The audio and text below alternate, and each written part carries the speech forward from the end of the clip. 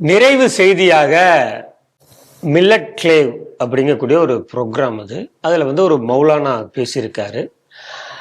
இந்தியாவில் ஹிந்துக்கள் மெஜாரிட்டி இல்லை அப்படின்னு பேசிட்டு அவர் என்ன சொல்கிறாரு அப்படின்னா, ஆதிவாசிகள், எஸ்சி, எஸ்டி, அப்புறம் தமிழர்கள், லிங்காயத் இவர்கள்லாம் இந்துக்களே இல்லை.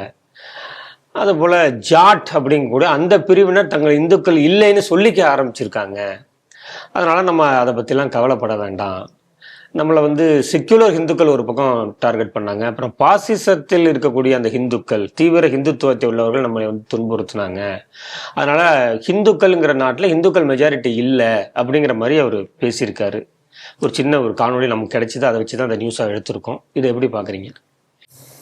நீங்கள் சொன்னது போல் இந்த மாநாட்டிலே பேசியவர் யாருன்னா, ஆல் இண்டியா முஸ்லீம் பர்சனல் லா போர்டு அதனுடைய முக்கியமான தலைவர் மௌலானா கலீல் உர் ரஹ்மான் சஜத் நோமானி அப்படிங்கிறவர் தான். இவருக்கும் சர்ச்சைக்கும் ரொம்ப நெருங்கிய ஒரு உறவு உண்டு. இவர் எது பேசினாலும் சர்ச்சையாக தான் இருக்கும். நீங்கள் சொன்னது மாதிரி அவர் என்ன சொல்கிறாரு, நான் காபாவில் கை வைத்து சொல்கிறேன்.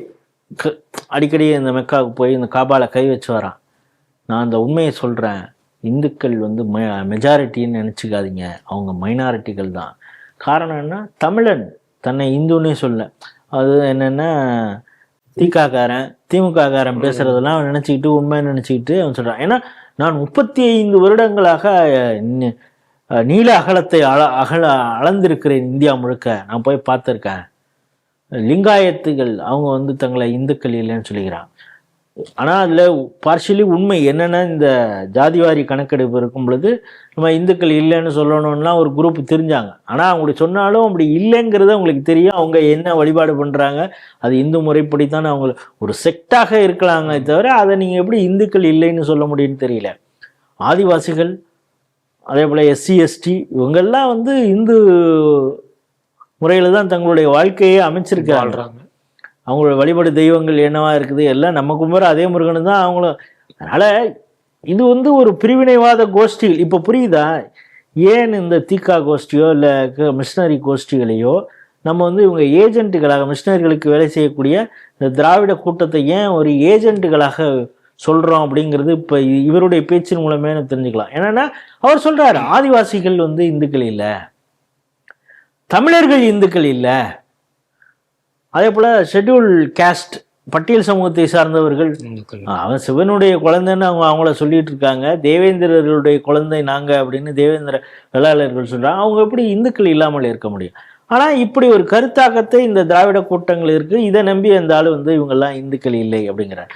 அதையும் தாண்டி அவர் என்ன சொல்ற, ஜாட்டுகள் பஞ்சாப்லையும் சொல்லி இப்போ உத்தரப்பிரதேஷ், மேற்கு உத்தரப்பிரதேசெல்லாம் இது பேச ஆரம்பிச்சிருக்காங்க, நாங்கள் இந்துக்கள் இல்லைன்னு அப்படின்னு. இது எங்கே யார் இவருக்கு சொன்னாங்கன்னு தெரியல. அதாவது என்னென்னா, இந்து சமூகத்தை நம்ம இப்படி பிளவுபடுத்தணும்னா நம்மளுடைய வேலையை ஆரம்பிச்சிடலாம் அப்படின்னு அவர் நினைக்கிறாங்க.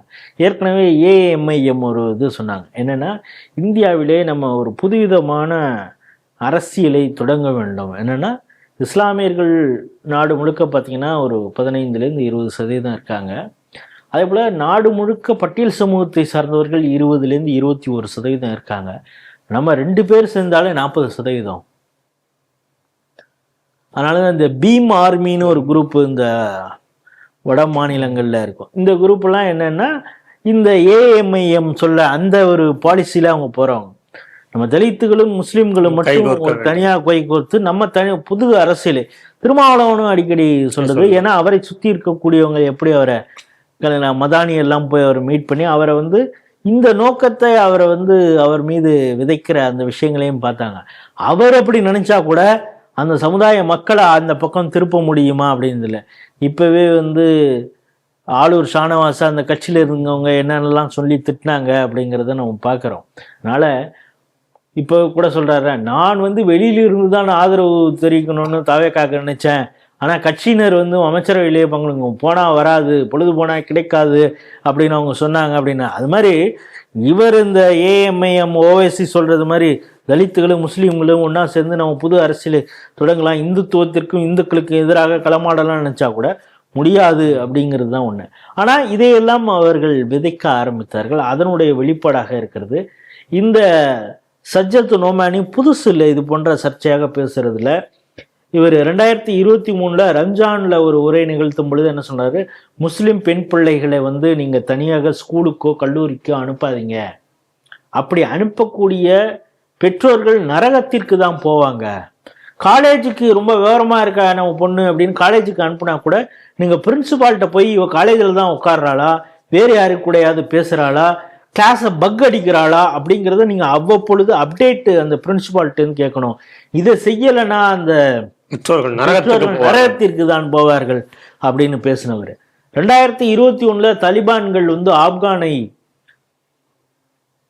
போர் மூலமாக அங்க இருக்க மக்களால் தேர்ந்தெடுக்கப்பட்ட அரசை தூக்கி எறிந்து விட்டு இவங்க வந்து கைப்பற்றும் பொழுது அதை கொண்டாடியவர் இந்த சஜ்ஜத் நோமான். அப்பிலிருந்தே அவருடைய இப்போ 2023 அவர் ரம்ஜான்ல பேசினதும் பெண் பிள்ளைகள் மீது இந்த அழுத்தத்தை அவர் கொடுக்கறதும், இங்கே 2023 தாலிபான்கள் ஆட்சிக்கு வருவதை கொண்டாடியதுலேருந்தே தாலிபானுடைய போக்கில் தான் இவருடைய பார்வையே இருக்கு அப்படிங்கிறத நம்மளால எளிதாக புரிந்து கொள்ள முடியும். இந்த ஹிஜாப் பிரச்சனை பெங்களூர்ல உடுப்பியில் வந்த பொழுது மைசூரில் பண்ணீங்க, பெங்களூரில் பண்ணுறீங்க, அங்கே பண்ணுறீங்க, இங்கே பண்ணுறீங்க, முடிஞ்சா ராஜஸ்தானில் உங்களால் ஹிஜாப்பின் மீது கை வைக்க முடியுமா, கை வைத்து பாருங்கள் என்ன நடக்கும் அப்படின்னு சொல்லி ஒரு மத வன்முறையை தூண்டுவது போல அவர் பேசிய அந்த பேச்சுகள் ஒரு சர்ச்சையானது. இப்போ நீங்கள் சொல்லும் பொழுது அவர் ஒரு விஷயம் சொல்கிறார், அதாவது இஸ்லாமியர்கள் ஒரு தனி ட்ராக்ல போகணுங்கிறது தான் அவர் சொல்ல வர்றார். என்னன்னா முதல்ல வந்து நம்ம செக்குலர் கட்சிகளை நம்பணும், அவங்க நம்மளை காட்டி வந்து இது பண்ணாங்க, பாசிஸ்டுகளை நம்மளுக்கு ஒரு அடையாளப்படுத்தி காட்டினாங்க. இப்போ பார்த்தீங்கன்னா இவங்களுடைய பலம் இழந்து போயிட்டாங்க செக்குலர்கள், பாசிஸ்டுகள் மேலே வாங்கி அவங்க இப்போ கட்டுப்படுத்த ஆரம்பிச்சிட்டாங்க.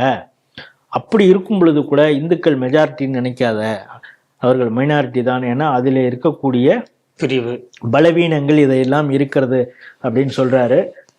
இன்னும் இவர் எப்படிப்பட்டவர் அப்படிங்கிறது தெரிஞ்சுக்கணும்னா, மகாராஷ்டிரால அந்த லோக்சபா எலெக்ஷன் போன லோக்சபா மகாராஷ்டிராவில் இவர் என்ன பேசினார்னா, நாம் வந்து பாஜகவிற்கு இஸ்லாமியர்கள் ஓட்டு போடக்கூடாது, அவங்களுடைய அலையன்ஸ்ல யார் இருந்தாலும் அவங்களுக்கு ஓட்டு போடக்கூடாது, அவர்களை வந்து புறக்கணிக்க வேண்டும், பாய்காட் பண்ணணும் அப்படின்னு சொன்னார். அப்பொழுதுதான் வந்து பிரதமர் நரேந்திர மோடி வந்து உத்தரப்பிரதேசுடைய சீஃப் மினிஸ்டராக இருக்கக்கூடிய யோகி ஆதித்யநாத்தும் இதுதான் வந்து ஓட் ஜிகாத் அவரும் சொன்னார், இது ஓட் ஜிகாத்னு.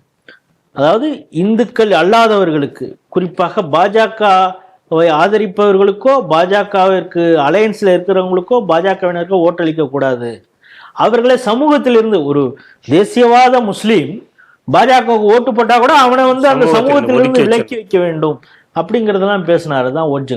அந்த அளவுக்கு ஒரு சர்ச்சையாக பேசிய மனிதர். இதை ஏதோ எப்பவுமே சர்ச்சையா பேசுறவரு இன்னைக்கு இதுவும் பேசியிருக்காரு அப்படின்னு கடந்து விட்டு போக முடியாது. அதனாலதான் சசாத் பூனாவாலா அவர் நம்ம இப்பொழுது பாஜகவோட செய்தி தொடர்பாளர்கள் இவர் மீது வழக்கு பதிவு செய்ய வேண்டும், இவர் மீது நடவடிக்கை எடுக்க வேண்டும். ஏன்னா சமூகங்களுக்குள்ளாரே ஒரு பிரிவினையையும் குறிப்பாக இந்துக்களிடையே பகைமை உணர்ச்சியும் இவர் தூண்டியிருக்காரு. இவர் மீது வழக்கு பதிவு செய்து கைது செய்யப்பட வேண்டும் அப்படின்லாம் சொல்லியிருக்காங்க. அதுதான் நம்முடைய பார்வையாகவும் இருக்கிறது.